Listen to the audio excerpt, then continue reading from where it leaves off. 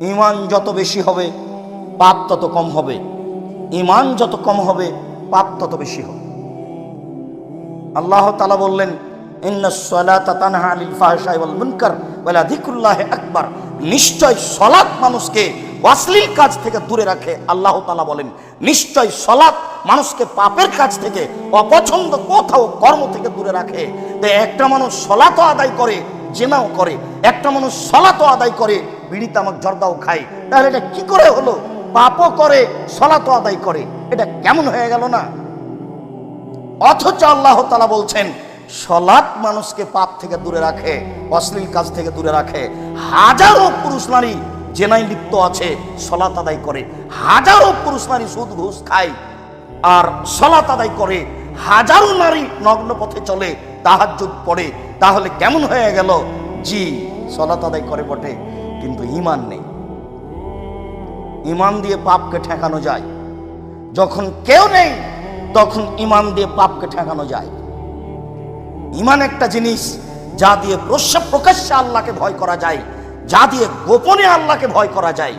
ঈমান যত বেশি হবে পাপ তত কম হবে, ঈমান যত কম হবে পাপ তত বেশি হবে।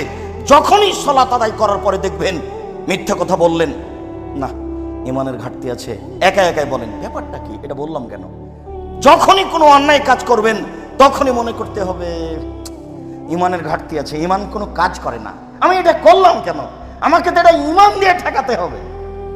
এখানে থেকে আমার হাত ধরে টানবে না, না না না না এটা করছো কেন, এইরকম তো হবে না। দুই, আউলুল হক ফিরে যাওয়া শাখা, সুলি হলেও ফাঁসি হলেও পক্ষে ও বিপক্ষে সত্য কথা বলতে হবে, তাহলে ইহকালও বেঁচে যাবে, পরকালও বেঁচে যাবে। অলিকতিসাদ ফিল ফাকরে অল গিনা, মধ্যম পন্থায় খরচ করতে হবে, ধনী হলেও গরিব হলেও তাহলেও বেঁচে যাবে, জান্নাত পাবে। যে তিনটি কাজে ধ্বংস হবে তার একটি হচ্ছে সৌম্যতা, কৃপণতাকে মেনে নেওয়া। কৃপণ যে সে ধ্বংস হবেই। কৃপণতা একটা ধ্বংসাত্মক জিনিস। টাকা চাইলো, দিলাম না, ভিক্ষুক বললো 1 টাকা ভিক্ষা দেন, আমি বললাম মাফ করো। শুধু মাফই যদি করি তো ভিক্ষা দিবে কে? মনে রাখবেন একটা কথা, রাসূল সাল্লাল্লাহু আলাইহি ওয়াসাল্লাম দিন রাত একটা বাক্য বলতেন, আল্লাহুম্মা ইন্নী আউযু বিকা মিনাল বুখল। হে আল্লাহ, আমি তোমার কাছে কৃপণতা থেকে বাঁচতে চাই। আল্লাহ, আমি তোমার কাছে কৃপণতা থেকে বাঁচতে চাই। আল্লাহ, আমি তোমার কাছে কৃপণতা থেকে বাঁচতে চাই। আবার তিনি বলতেন, ওয়াত্তাকু শুহা, পৃথিবীর মানুষ তোমরা কৃপণতা থেকে বাঁচো, ওয়াত্তাকু শুহা, তোমরা কৃপণতা থেকে বাঁচো। আবার তিনি বলতেন, লা ইয়াদখুলুল জান্নাতা বাখিল, কৃপণ জান্নাতে যাবে না। ঘটনা কি? ঘটনা হলো এই যে আপনার রুজিতে আর একজনের রুজি আছে, আপনার ভাতে আর একজনের ভাত আছে। যদি না দেন তাহলে ফল হবে জাহান্নাম, আর ওই লোকটা না খেয়ে থাকবে, কোনোটাই কম নয়। এই জন্য 2-1 টাকা ইনকাম করলেও তার 2-1 পয়সা দানের জন্য হিসাব করে নেবেন, নইলে কৃপণতা ভিতরে থেকে যাবে। তিনি বললেন, হাও মুত্তাবা, প্রবৃত্তিকে মানে যে ধ্বংস হবে সে, মন মতো চলে যে ধ্বংস হবে সে, প্রবৃত্তিকে মানে যে ধ্বংস হবে সে। দাড়ি চাঁচে ছোট করে প্রবৃত্তিকে মানে, টাকনুর নিচে প্যান্ট পরে প্রবৃত্তিকে মানে, দোকানে বসে আড্ডা পিটে বদনাম গীবত করে প্রবৃত্তিকে মানে, সুদ খায় ঘুষ দেয় প্রবৃত্তিকে মানে, অন্যায় অশ্লীল কথা বলে প্রবৃত্তিকে মানে, মানুষের জমি জমা জোর করে দখল করে ভোগ করে প্রবৃত্তিকে মানে, অন্যায় অবিচার রাহাজানি করে বেড়াই প্রবৃত্তিকে মানে। প্রবৃত্তিকে মানে যে ধ্বংস হবে সে, ওই যাবুল মারে বেনাফসিহি ওয়া আসাদ্দ হুন্না, আত্ম অহংকারী যে ধ্বংস হবে সে, অহংকার করে যে ধ্বংস হবে সে। তাসবি দানা ভিতর দিকে করিয়েন, আঙ্গুলে তাসবি দানা দিয়ে তাসবি গণনা করিয়েন না, নলে মাঝে মধ্যে এরকম ভাবে উল্টে ধরার প্রয়োজন হবে। তার মানে কেউ দেখুক, খবরদার। অন্তরে যদি একটু দেখানো সাপ থাকে আর জান্নাত হবে না, এরই নাম অহংকার। আপনাকে বলা হলো আপনার নাম কি, আপনি বলবেন আব্দুর রাজ্জাক, তো আলহাজ আব্দুর রাজ্জাক বললেন কেন? আমি তো আলহাজ জানতে চাইনি। এটা আপনি বলে আমাকে কি বলতে চাইলেন, ওইটুকু আপনি বললেন কেন? জীবনে কোনোদিন এই শব্দ মুখ দিয়ে বের করিয়েন না। আপনার বাপের নামে মসজিদ রাখা যায়, আহমদ মসজিদ, এ কথা বলা যায়, রাখা যায় মসজিদটার নাম। কয়দিন পরে যদি আপনি বলেন, চিনেন না আপনি আমার বাপের নামে মসজিদ আছে, এবার কি হবে বলেন? খুব সাবধান।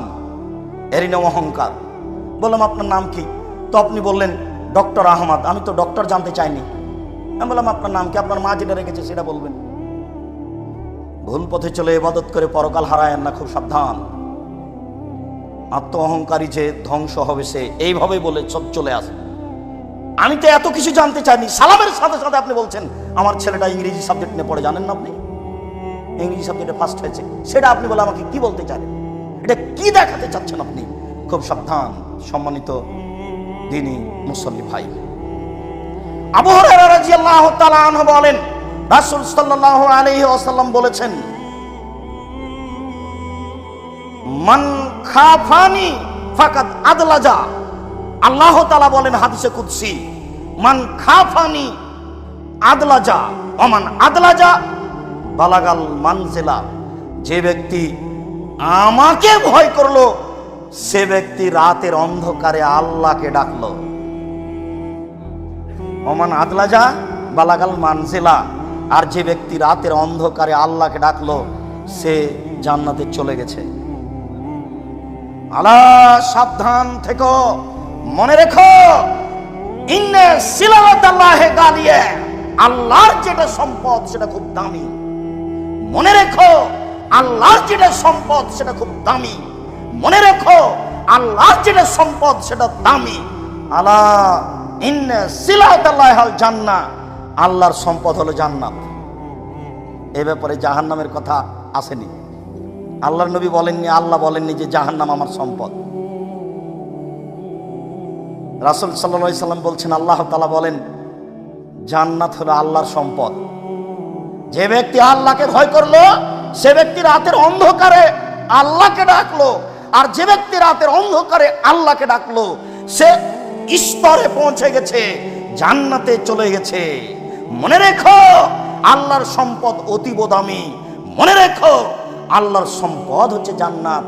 জান্নাতের আশায় দিন রাত কাটাতে হবে, কান্নাকাটি করে সময় কাটাতে হবে। যে কোনো মূল্যে আমাকে জান্নাত পেতেই হবে। এটাই হবে দিন রাতের চেষ্টা প্রচেষ্টা, কাজকর্মের ফলশ্রুতি এটাই হবে। সর্ব ধরনের কাজের লক্ষ্য উদ্দেশ্য হবে জান্নাত। আল্লাহ তুমি কবুল করো। আবু হুরায়রা রাদিয়াল্লাহু তাআলা আনহু বলেন, রাসূল সাল্লাল্লাহু আলাইহি ওয়াসাল্লাম বলেছেন, সাবাতুন ইযিল্লুহুমুল্লাহু তাআলা ফি জিল্লিহি ইয়াওমা লা জিল্লা ইল্লা জিল্লুহু। বিচারের মাঠে 7 শ্রেণীর মানুষ বিশেষ ছায়াতলে থাকবে, যেদিন আকাশে কোনো ছায়ার ব্যবস্থা থাকবে না। সূর্যকে নষ্ট করার পরে আবার মানুষের মাথার উপরে আনা হবে, তা থাকবে কা মেঘদারে মাইলিন, 1 মাইল উপরে। মানুষ থাকবে তার ঘামের মধ্যে। কারো ঘাম হবে টাকনু পর্যন্ত, কারো ঘাম হবে হাঁটু পর্যন্ত, কারো ঘাম হবে কোমর পর্যন্ত, কারো ঘাম হবে গলা পর্যন্ত। এই সময়ে মানুষ 7 শ্রেণীর মানুষ বিশেষ ছায়াতলে থাকবে। তার 1 শ্রেণীর মানুষ হলো ইমামুন আদিল, ন্যায়পরায়ণ নেতা। ন্যায়পরায়ণ নেতা হওয়া খুব বড় ভালো কাজ। হয় কে? 2 শাবুন নাশা ফি ইবাদাতিল্লাহ। ওই সব মানুষ যারা বাল্য জীবন থেকে ইবাদতে অভ্যাসী। 3 রাজুলুন কালবহু মুআল্লাকুন বিল মাসাজিদ। যাদের অন্তর মসজিদের সাথে ঝুলন্ত আছে। খারাজা মিনহু হাত্তা ইয়াউদা। মসজিদ থেকে বের হয়েছে, যতক্ষণ পর্যন্ত মসজিদে ফিরে না আসছে ততক্ষণ পর্যন্ত ব্যস্ত হয়ে পড়েছে। জোহরের সালাত আদায় করে বাড়ি যাওয়ার পরে একটু পরে মেয়েকে বলছে, আম্মু আসর হয়েছে কি, 2টা বেজেছে কি, 3টা বেজেছে কি, আবার মসজিদে যাওয়ার জন্য ব্যস্ত হয়ে পড়েছে। এই ব্যক্তি থাকবে বিশেষ ছায়াতলে। ওয়ারাজুলানে তাআবা ফিল্লাহি ওয়া ইস্তামা আলাইহি ওয়া ইফতারাকা আলাইহি। মানুষ 2 জন পরস্পরকে ভালোবাসে আল্লাহকে সন্তুষ্ট করার জন্য, দুনিয়াবি কোনো স্বার্থে নয়, কোনো লোভে নয়। ও একজন পরহেজগার মানুষ, আমি তাকে খুব ভালোবাসি। উনি আপনাকে একজন পরহেজগার মানুষ মনে করেন, উনি আপনাকে ভালোবাসেন। যে কোনো সমস্যাতে 2 জন কাছাকাছি থাকে, পৃথক হয়ে যায় আল্লাহকে ভালোবাসার জন্য। ভালোবাসা বন্ধুত্ব বহাল রাখে আল্লাহকে ভালোবাসার জন্য। এরকম 2 জন থাকবে বিশেষ ছায়াতলে। ও রাজুলুন যাকার আল্লাহ খালিয়ান ফাফাজাত আইনাহু। ওই ব্যক্তিও বিচারের মাঠে বিশেষ ছায়াতলে থাকবে যে ব্যক্তি নির্জনে আল্লাহকে ডাকলো, কেউ নেই, আল্লাহকে ডাকতে গিয়ে ঝরঝর ঝরঝর করে 2 চোখের পানি ঝরতে লাগলো। এই থাকবে বিচারের মাঠে বিশেষ ছায়াতলে। সবাই মিলে কবরস্থানে গিয়ে হাত তুলে দোয়া করবেন, পাশে আর একজন থাকলে তো কাঁদতে পারবেন না, কেমন কেমন লাগবে। এই নীতি ভবিষ্যতে এই নীতিতে যাবেন না, একাই যাবেন। কিছুই যদি বলতে না পারেন তাহলে তো বলতে পারবেন আল্লাহ তুমি আমার বাপকে ক্ষমা করো। একটা মানুষ তার ভুল ত্রুটি থাকতেই পারে, এটাই যদি শতবার বলেন চোখের পানি ঝরঝর করে ঝরে, আপনি অনেক কিছু বলতে পারবেন, অনেক কিছু পাবেন। নির্জনে যদি কেউ আল্লাহকে ডাকে আর দুই চোখের পানি ঝরঝর করে ঝরে, এই মানুষ থাকবে বিচারের মাঠে বিশেষ ছায়াতলে। ওই ব্যক্তি থাকবে বিচারের মাঠে বিশেষ ছায়াতলে, যাকে সম্ভ্রান্ত পরিবারের সুন্দরী মহিলা বলল তুমি জিনায় লিপ্ত হও, তখন ব্যক্তি বলল ইন্নী আখাফুল্লাহ, আমি আল্লাহকে ভয় করি। এই বলে সে অন্যায় লিপ্ত হলো না, এই ব্যক্তি থাকবে বিচারের মাঠে বিশেষ ছায়াতলে। ওয়া রাজুলুন তাসাদ্দাকা, ওই ব্যক্তি যে দান করলো, ফাআখফায়ে শিমালাহু মান ফাকা ইয়ামিনুহু মা তুনফিকু ইয়ামিনুহু, তার ডান হাত কি দান করলো এটা বাম হাতকে জানতে দিল না। গোপনে দান করলো, প্রকাশ্যে দান করা যায়, তবে গোপনে দান করলে বিচার মাঠে বিশেষ ছায়াতলে থাকার সুযোগ হবে বলে রাসূল সাল্লাল্লাহু আলাইহি সাল্লাম উল্লেখ করেছেন। আবু হুরায়রা রাদিয়াল্লাহু তাআলা আনহু বলেন, রাসূল সাল্লাল্লাহু আলাইহি ওয়াসাল্লাম বলেছেন, আল্লাহ তাআলা বলেন হাদিসে কুদসি, লা আজমাউ আলা আবদি খাউফাইনে ওয়া আমিনাইনে, আমি আল্লাহ আমার কোন দাস দাসীর মাঝে, কোন পুরুষ নারীর মাঝে দুইটা জিনিস একত্রিত করব না, আল্লাহ ভীতি, নিরাপত্তা। নিরাপত্তা, আল্লাহ ভীতি, দুইটা একসাথে করব না।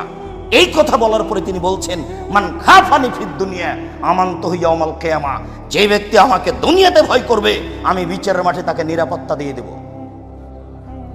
ওমান আমিনানি ফিদ দুনিয়া, যে ব্যক্তি দুনিয়াতে নিরাপদে থাকলো, আমাকে মনে করলো না, আমাকে হিসাব করলো না, আখাফতুহু ইয়াউমাল কিয়ামা, বিচারের মাঠে আমি তাকে ভীতির মধ্যে ফেলে দেবো, তার বাঁচার পথ থাকবে না। সত্য সত্যই যদি বিচারের মাঠে নিরাপত্তা চাইতে হয়, পেতে হয়, তাহলে এখনই কান্নাকাটি করতে হবে। আব্দুল্লাহ ইবনে আব্বাস রাদিয়াল্লাহু তাআলা আনহু বলেন, রাসূল সাল্লাল্লাহু আলাইহি ওয়াসাল্লাম বলেছেন, আইনানে লা তামাসসুহুমান নার, দুই শ্রেণীর চক্ষু তাদেরকে জাহান্নাম স্পর্শ করবে না। দুই শ্রেণীর মানুষ, তারা জাহান্নামে যাবে না, তাদেরকে জাহান্নাম স্পর্শ করবে না।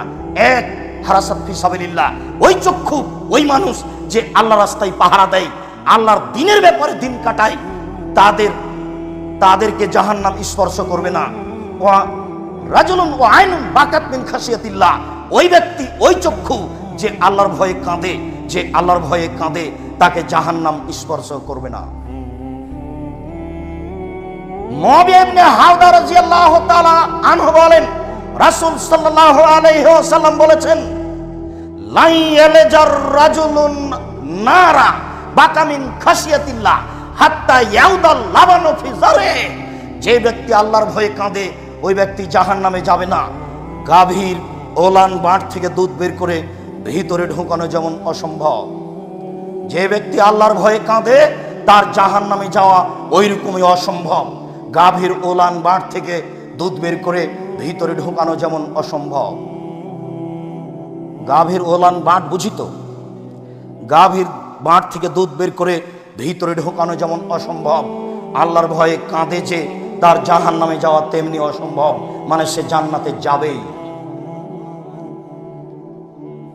জাবের রাদিয়াল্লাহু তাআলা আনহু বলেন, রাসূল সাল্লাল্লাহু আলাইহি ওয়াসাল্লাম বলেছেন, সালাসাতু ওয়ায়ুনিন লা তারাহুমান নার, তিন শ্রেণীর চক্ষু জাহান্নাম দেখবে না, তিন শ্রেণীর মানুষ জাহান্নামে যাবে না, তিন শ্রেণীর মানুষ জাহান্নাম দেখবে না, তিন শ্রেণীর চক্ষু জাহান্নামে যাবে না। এক, হারাসাত ফি সাবিলিল্লাহ, ওই চক্ষু, ওই ব্যক্তি যে আল্লাহর ভয়ে কাঁদে। দুই, বাকাত মিন খাশিয়াতিল্লাহ, ওই চক্ষু, ওই ব্যক্তি যে আল্লাহর ভয়ে কাঁদে। ওই ব্যক্তি এক, ওই ব্যক্তি যে আল্লাহর রাস্তায় পাহারা দেয়। দুই, ওই ব্যক্তি যে আল্লাহর ভয়ে কাঁদে। তিন, গাজাতান মাহারিমিল্লাহ, ওই চক্ষু, ওই ব্যক্তি যে বেগানা অপর নারীকে দেখে চক্ষু নিচু করে, যে বেগানা অপর নারীকে দেখে চক্ষু নিচু করে, সে জাহান্নামে যাবে না, সে জান্নাতে যাবে। রাসূল সাল্লাল্লাহু আলাইহি সাল্লাম বলেছেন, ইজমানুল সিত্তিন মিন আনফুসিকুম আজমুলাকুমুল জান্নাহ, তোমরা নিজে নিজে যদি 6টা জিনিসের জিম্মেদারি নিতে পারো, তাহলে আমি মুহাম্মদ তোমাদেরকে জান্নাতে নিয়ে যাওয়ার জন্য জিম্মেদারি নিলাম। তার একটি হচ্ছে গুজ্জু আবসারাকুম চক্ষু নিচু করো, অপর নারীকে দেখে, বেগানা নারীকে দেখে চক্ষু নিচু করো। জান্নাতে নিয়ে যাওয়ার বিষয়টি আমার, কিভাবে নিয়ে যেতে হবে সেটা আমি দেখব।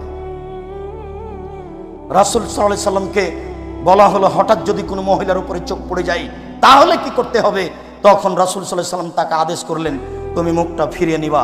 বলেন আপনার মোবাইলের কি হবে, বলেন আপনার টিভির কি হবে, বলেন আপনার মহিলা স্কুলের শিক্ষকতার কি হবে, মহিলা কলেজের প্রিন্সিপালের অবস্থা কি হবে? 3 শ্রেণীর মানুষ জান্নাতে যাবেই।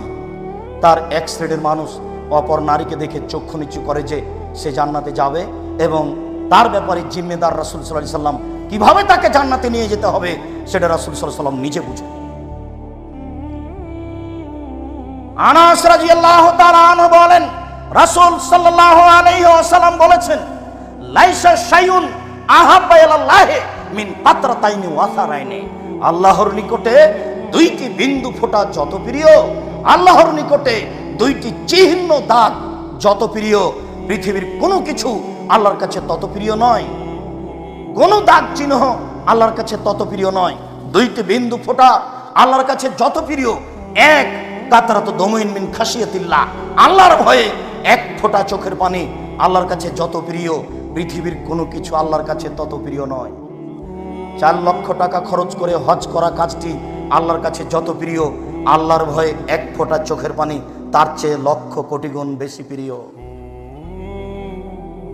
কোটি টাকা দান করা কাজটি আল্লাহর কাছে যত প্রিয়, নির্জনে আল্লাহর ভয়ে 1 ফোঁটা চোখের পানি ফেলা তার চেয়ে লক্ষ গুণ বেশি প্রিয়। রমজান মাসে সিয়াম থাকা কাজটি যত প্রিয়, আল্লাহর ভয়ে 1 ফোঁটা চোখের পানি ফেলা আল্লাহর কাছে তার চেয়ে অনেক অনেক অনেক বেশি প্রিয়। ওয়া কাতরাতু দামিন তুরাকু ফি সাবিলিল্লাহ, আল্লাহর ভয়ে আল্লাহর রাস্তায় 1 ফোঁটা রক্ত প্রবাহিত করা আল্লাহর নিকটে অতি প্রিয়। ওয়ামালা সারানে, তারপর 2টি চিহ্ন, 2টি দাগ। আসারুন ফারিজাতিন মিন ফারাইজিল্লাহ, আল্লাহর ইবাদত বন্দেগী করতে করতে কপালের দাগ, পায়ের দাগ, হাঁটুর দাগ, বসে থাকতে থাকতে টাকনুতে দাগ হয়েছে, এই দাগ, এই চিহ্ন আল্লাহর কাছে যত প্রিয়, পৃথিবীর কোনো কিছু আল্লাহর কাছে তত প্রিয় নয়। ও আসারুন ফি সাবিলিল্লাহ, আল্লাহর পথে নেমে গিয়ে হাত কেটে গেছে, পেট ফেটে গেছে, পা কেটে গেছে, ফেটে গেছে, এই দাগ, এই চিহ্ন আল্লাহর কাছে যত প্রিয়, পৃথিবীর কোনো কিছু আল্লাহর কাছে তত প্রিয় নয়। সম্মানিত মুসল্লি, দিনী ভাই, 4টে জিনিস রাসূল সাল্লাল্লাহু আলাইহি সাল্লাম উল্লেখ করেছেন। তার 1 নম্বরে যেটা আছে সেটা সবার জন্য সহজ, যে কোনো সময়ে সহজ, তা হলো আল্লাহর ভয়ে 1 ফোঁটা চোখের পানি। 2, আল্লাহর পথে জেহাদে নেমে 1 ফোঁটা রক্ত। 3, ইবাদত বন্দেগী করতে করতে কপালের দাগ, পায়ের দাগ। 4, আল্লাহর পথে নেমে গিয়ে ফেটে যাওয়া, কেটে যাওয়া দাগ, চিহ্ন। এই 4টে জিনিস আল্লাহর কাছে যত প্রিয়, পৃথিবীর কোনো কিছু আল্লাহর কাছে তত প্রিয় নয়। তার 1 নম্বরে যেটা আছে সেটা সহজ, অবশ্যই মনে থাকবে বলে আশাবাদী। উকবা ইবনে আমির রাদিয়াল্লাহু তাআলা আনহু বলেন, রাসূল সাল্লাল্লাহু আলাইহি ওয়াসাল্লামকে জিজ্ঞাসা করা হলো, মান নাজাত, বাঁচার পথ কি? মানুষ কি করলে জাহান্নাম থেকে বেঁচে যেতে পারে? মানুষের জাহান্নাম থেকে বাঁচার পথ কি? কি করলে মানুষ জাহান্নাম থেকে বাঁচতে পারে? এই কথার উত্তরে রাসূল সাল্লাল্লাহু আলাইহি সাল্লাম বললেন, আলজাম লিসানাক, তুমি তোমার মুখকে বন্ধ রাখো, ভালো কথা ছাড়া মুখে বলো না, জান্নাত হবে। মুখ কন্ট্রোলে রাখা মানুষের জন্য সবচেয়ে গুরুত্বপূর্ণ বিষয়। 2, ওয়ালাইয়াসা বাইতুক, জরুরি প্রয়োজন ছাড়া তুমি বাড়ির বাইরে যাবে না, তুমি তোমার স্ত্রী, ছেলে মেয়ে, তাহলে বেঁচে যাওয়া, জান্নাত হবে। প্রয়োজন ছাড়া বাড়ি গেলে সমস্যা আছে, দোকানপাটে বসবেন না, রাস্তাঘাটে বসে কারোর সাথে গল্প করবেন না, স্ত্রীকে, মেয়েকে হাটে বাজারে যেতে দিবেন না, আপনি আপনার নীতিতে গড়ে তুলবেন, জান্নাত হবে ইনশাআল্লাহ। 3, অবতালা খাতিয়াতে, পাপের জন্য কাঁদো, জান্নাত হবে। 3টি কথা তিনি বললেন, তার 3 নম্বর কথাটি বললেন, পাপের জন্য কাঁদো, জান্নাত হবে। মানুষ যদি আল্লাহর ভয়ে পাপের জন্য কাঁদে তাহলে জান্নাত হবে। 3 জন গর্তে আটকা পড়েছিল, 3 জনের 3য় জন বলল, আল্লাহুম্মা ইন্নাকা আনতা তাআলাম, নিশ্চয় তুমি জানো, আমি ইস্তাজারতু আজিরান, আমি একটা লোক কাজের জন্য নির্ধারণ করেছিলাম, কাজ করার জন্য নিয়েছিলাম। হ্যাঁ, আমেল আলী নিস্তান নাহারে, অর্ধেক দিন কাজ করলো, অর্ধেক দিন কাজ করার পরে আর কাজ করবে না। ফা আতাইতুহু আজরাহু, আমি তার প্রতিদান তাকে দিলাম। লাম ইয়াখুজুহু ফাসাকাতা আলাইহি, সে রাগ করলো, সে টাকা নিল না, চলে গেল। ফা ওয়াফারতুহা আলাইহি, আমি সে টাকা দিয়ে অনেক অর্থ সম্পদ গরু ছাগল করে ফেললাম। হঠাৎ একদিন এসে আমার কাছে চাইলো তার পারিশ্রমিক। আমি বললাম খুজ হাজা, এগুলো সব নিয়ে নাও। আমাকে বলল মজাক করবেন না, একদিনের কাজের বিনিময়ে দেন। আমি বললাম তোমাকে মজাক করিনি, যা কিছু করেছি সব তোমার জন্য, সব তুমি নিয়ে যাও। নিয়ে চলে গেল। এরপরে বলছে আল্লাহুম্মা, হে আল্লাহ, ইন কুনতা তাআলাম, তুমি যদি সত্য সত্যই জেনে থাকো যে আন্নী ফালতু দালেকা, আমি এই কাজটা করেছি রাজা রাহমাতেকা ওয়া খাসিয়াত আযাবেকা, তোমার রহমতের আশায়, তোমার শাস্তির ভয়ে। এটাই মূলত কথা। তোমার রহমতের আশায়, তোমার শাস্তির ভয়ে, তোমার রহমতের আশায়, তোমার শাস্তির ভয়ে আমি এই কাজটা করেছি, তুমি আজকে বিপদ থেকে বাঁচাও। তখন আল্লাহ বললেন ঠিক আছে যাও, আমি পাথর সরিয়ে দিলাম, বের হয়ে চলে যাও। কাজ হবে রহমতের আশায়, আল্লাহর ভয়ে। কাজ হবে রহমতের আশায়, আল্লাহর ভয়ে। জান্নাত তো হবেই, পৃথিবীর যে কোনো বিপদ থেকে বেঁচে যাবেন। কাজ যদি আল্লাহর ভয়ে হয়, জান্নাত তো হবেই, পৃথিবীর যে কোনো বিপদ থেকে বেঁচে যাবেন। আবু হুরায়রা রাদিয়াল্লাহু তাআলা আনহু বলেন রাসূল সাল্লাল্লাহু আলাইহি ওয়াসাল্লাম বলেছেন আসরাফ রাজুলুন আলা নাফসিহি, হাজার হাজার বছর পূর্বে একটা লোক নিজের প্রতি খুব অত্যাচার করেছিল, জুলুম করেছিল। সে নিজেকে মনে করত মহা পাপী। ফাওসা বানিহে, সে তার ছেলেদেরকে উপদেশ দিয়েছিল, ছেলেদেরকে বলেছিল এই যে মাতা আবুকুম, যখন তোমাদের পিতা মারা যাবে, ফাহারিকুহু, তোমরা তাকে আগুন দিয়ে জ্বালিয়ে দিও। ফাজরু নিসফাহু ফিল বাররে ওয়া নিসফাহু ফিল বাহরে, তাকে আগুন দিয়ে জ্বালিয়ে, তোমাদের বাপকে আগুন দিয়ে জ্বালিয়ে অর্ধেক চাই পানিতে ফেলে দিও, অর্ধেক চাই মাটিতে ফেলে দিও। কেন? আল্লাহে লাইন কাদারাল্লাহু আলাইহি, আল্লাহর কসম যদি তাকে আল্লাহ ধরতে পারেন, আল্লাহর কসম আল্লাহ যদি তোমাদের বাপকে ধরতে পারেন, আল্লাহর কসম যদি আল্লাহ তাকে ধরতে পারে, তাকে আল্লাহ এত শাস্তি দিবেন, পৃথিবীর কোন মানুষকে আল্লাহ তত শাস্তি দিবেন না। তাকে আল্লাহ এত শাস্তি দিবেন, পৃথিবীর কোন মানুষকে আল্লাহ তত শাস্তি দিবেন না। তোমরা এই কাজটা করিও। জামাতা ফাফালু মা মারাহুম, যখন ব্যক্তি মারা গেল, ছেলেরা তাই করলো, পিতা যা বলেছে, পিতা যা বলেছে ছেলেরা তাই করলো। আগুন দিয়ে জ্বালিয়ে অর্ধেক ছাই পানিতে ফেলে দিল, অর্ধেক ছাই মাটিতে ফেলে দিল। ফামারাল্লাহুল বাহরা ফাজামা বাইমা ফিহে আমারাল বাররা ফাজামা বাইমা ফিহে, আল্লাহ সাগরকে বললেন সাগর ছাইগুলি জমা করে দাও। আল্লাহ এই জমিন মাটিকে বললেন মাটি ছাইগুলি জমা করে দাও। মাটি ছাইগুলি জমা করে দিল, পানি ছাইগুলি জমা করে দিল। জড়বস্তু আল্লাহর কথা শুনে, আদম সন্তান বড় নিমুখ হারাম, আল্লাহর কথা শুনে না। জড়বস্তু আল্লাহর কথা শুনে, দেখবেন দেখবেন দেখেন, এদিকে দেখেন, এই মূর্তি কে ভেঙেছে? কে হতে পারে? ইব্রাহিম। ডাকাও, ইব্রাহিম মূর্তি কে ভেঙেছে? আমাকে বলছেন কেন? ওই যে বড়জন কোড়াল ঘাড়ে করে আছে, তাকেই বলে। তাকে বলবো মানে? ও কথা বলতে পারে? ও যে কথা বলতে পারে না তাকে মানো কেন? এই শোনো, গর্ত খোঁড়ো, আগুন জ্বালিয়ে দিয়ে তাকে ফেলে দাও। তাই করা হলো। তাকে যখন আগুনে ফেলে দেওয়া হলো, তিনি বললেন হাসবুনাল্লাহু নি'মাল ওয়াকিল, আল্লাহ আমার জন্য যথেষ্ট, তিনি উত্তম কাজ করেন। আল্লাহ বললেন ইয়া নারু কুনি বারদাম ওয়া সালামা, হে আগুন তুমি শীতল ঠান্ডা হয়ে যাও ইব্রাহিমের জন্য। এ দেখেন আগুন ঠান্ডা হয়ে গেল। আগুন আল্লাহর কথা মানে, আগুন জড়বস্তু, আদম সন্তান বড় নিমুখ হারাম। এখন বললাম, এরপরে একটু পরে ভুলে যাবে, রাতে একটু কান্নাকাটি করা প্রয়োজন মনে করবে না, হালাল হারাম বিবেচনা করা প্রয়োজন মনে করবে না, অথচ জড়বস্তু আল্লাহর কথা মানে। একটু দেখবেন এই যে ইব্রাহিম আলাইহিস সালাম তার ছুরি দিয়ে বাচ্চাকে জবে করছেন, তো সবাই বলছে যে ছুরির নিচে লোহা লাগিয়ে দেওয়া হয়েছে তাই কাটে না। এবারে নগদ মিথ্যা কথা। আল্লাহ ছুরিকে বলে দিয়েছেন কাটবা না, বাস। কিয়ামত পর্যন্ত যদি ইব্রাহিম আলাইহিস সালাম ছুরি চালানো হবে না। কেন? ছুরি কার কথা মানে? আল্লাহর কথা মানে। ওই যে একটা লোক 99টা মানুষকে হত্যা করার পরে একজন দরবেশের কাছে এসে বলল, কিন্তু আলেম ছিল না, দরবেশকে বলছে 99টা মারার পরে বাঁচার পথ আছে। তখনও তো দরবেশ আল্লাহকে চিনে না, আল্লাহকে চিনা বিষয়টি ভিন্ন। ও বলেছে না, বাপরে বাপ, 99 জন মানুষকে মারার পরে বাঁচার পথ খুঁজো না বলেছে, তখন তাকেও দিয়েছে। এরপরে জিজ্ঞাসা করছে বাঁচার পথ কি? অমুক গ্রামে যাও। যাওয়ার সিদ্ধান্ত নিতেই সময় শেষ, লাশটা পড়ে গেছে মাটিতে। বুখারী মুসলিমের হাদিসে এসেছে ফানা সাদরাহু ইলাইহা, তার বুককে ওই গ্রামের দিকে ঠেলে দিয়েছিল। ওই সময়তে পড়ে যাওয়ার সময়তে বুকটা তার ওই গ্রামের দিকে ঠেলে দিয়ে আল্লাহকে দেখাতে চাচ্ছিল 100 জন মানুষ হত্যা করেছে, সেটা ভিন্ন কথা। তবে আমি বুকটা ওই গ্রামের দিকে ঠেলে দিয়ে তোমাকে দেখাতে চাচ্ছি আমি ক্ষমা খুঁজছি, কোথায় ক্ষমা আছে? আমি ক্ষমা খুঁজছি, কোথায় ক্ষমা আছে? আমি বুকটা গ্রামের দিকে ঠেলে দিয়ে তোমাকে দেখাতে চাচ্ছি কোথায় ক্ষমা আছে, সেটা আমি দেখতে চাচ্ছি। লাশ পড়ে গেছে, ফেরেশতা হইচই করছে, কোথায় নিয়ে যাবে? আল্লাহ বলেন, এই গ্রাম, যে গ্রামের দিকে যাচ্ছিল তুমি আগে আসো। এই গ্রাম, যে গ্রাম থেকে যাচ্ছিল তুমি পিছে হটে যাও। গ্রাম পিছে হটে গেল, ওটা আগে আসলো। দেখেন জড়বস্তু আল্লাহর কথা শুনে, আদম সন্তান বড় নিমুখ হারাম, আল্লাহর কথা শুনে না। সম্মানিত মুসল্লি দিনী ভাই, রাসূল সাল্লাল্লাহু আলাইহি সাল্লামের ওই কথাটি মনে রাখেন। যখন তাকে তার ছাইগুলিকে জমা করে আবার মানুষ রেডি করা হলো, মানুষ রেডি করার পরে আল্লাহ তাকে বললেন, লেমা ফালতা হাজা, তুমি এটা করলে কেন? ছেলেদেরকে এটা আদেশ করেছিলে কেন? তখন লোকটি বলছে, মিন খাশিয়াতিকা, তোমার ভয়ে করেছি, ওয়া আনতা আলাম, তুমি ভালো জানো। অত্র হাদিসের দুইটা কথা প্রমাণ হয়েছে। তার একটা, ও বলেছে আল্লাহর কসম, যদি তোমার বাপকে ধরতে পারে তাহলে সবচেয়ে বেশি শাস্তি দিবে। বোঝা যাচ্ছে যে আল্লাহকে চিনে, নাহলে আল্লাহর কসম বললো কেন? আর এইখানে বলছে যে আমি যে তোমার ভয় করেছি এটা তুমি ভালো জানো। আমি আমার ছেলেদেরকে আদেশ করেছি আমাকে জ্বালিয়ে দেওয়ার জন্য, একমাত্র তোমার ভয়ে বলেছি, এটা তুমি ভালো জানো। এতে বোঝা যাচ্ছে আল্লাহকে চিনে। কিন্তু সে পৃথিবীতে সবচেয়ে বড় পাপী, যার কারণে নিরাশা হয়ে কথা বলেছে। যদি আল্লাহর ভয়ে ভীতু হয়ে কেঁদে আল্লাহকে কিছু বলতে পারেন, আল্লাহ আপনার কথা শুনবেন। রাসূল সাল্লাল্লাহু আলাইহি ওয়াসাল্লাম বলেন, আল্লাহ তাআলা বলেন, ইয়াবনা আদম মা দাওয়াতনি ওয়া রাজাউতানি, হে আদমের ছেলে মেয়েরা তোমরা যেমন দোয়া করো আমি তেমন।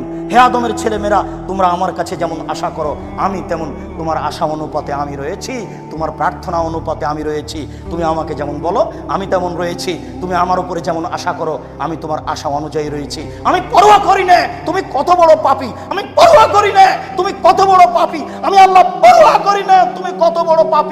তুমি আমাকে যেমন বলো আমি তেমন, তুমি আমার কাছে যেমন আশা করো তেমন আমি। তুমি আমার প্রতি আশা করে আমার কাছে ক্ষমা চাও, আমার ভয়ে কাজ করো, আমি তোমাকে ক্ষমা করে দেব, জান্নাত আমার। সম্মানিত উপস্থিতি দিনী মুসলিম ভাই, আল্লাহর ভয়ে ভীতু হয়ে কিছু করার জীবনে চেষ্টা করুন। আল্লাহ আমাদের কথা শুনবেন। আল্লাহ আমাদেরকে জান্নাতে দেওয়ার জন্য প্রতীক্ষমান রয়েছেন। তিনি আমাদেরকে ক্ষমা করার জন্য প্রতীক্ষমান রয়েছেন। তিনি বিচারের মাঠে ক্ষমা করার জন্য বাক্যটি বলবেন, এ আদমের ছেলেমেয়েরা শোনো, তোমাদের পাপ যেই পরিমাণ আমার ক্ষমা সেই পরিমাণ। বিচারের মাঠে আল্লাহ বলবেন, এ আদমের ছেলেমেয়েরা শোনো, তোমাদের পাপ যত আমার ক্ষমা তত, যদি শিরক না করে থাকো। তোমাদের যত পাপ রয়েছে আমার তত ক্ষমা রয়েছে, তবে শিরক করো না। শিরক মুক্ত অবস্থায় আল্লাহকে ভয় করে আমল করার চেষ্টা করুন। ইনশাআল্লাহ আল্লাহ আমাদের কবুল করবেন, আপনাদেরকে কবুল করবেন। আল্লাহ তুমি আমাদের কবুল করো, আল্লাহুম্মা আমিন।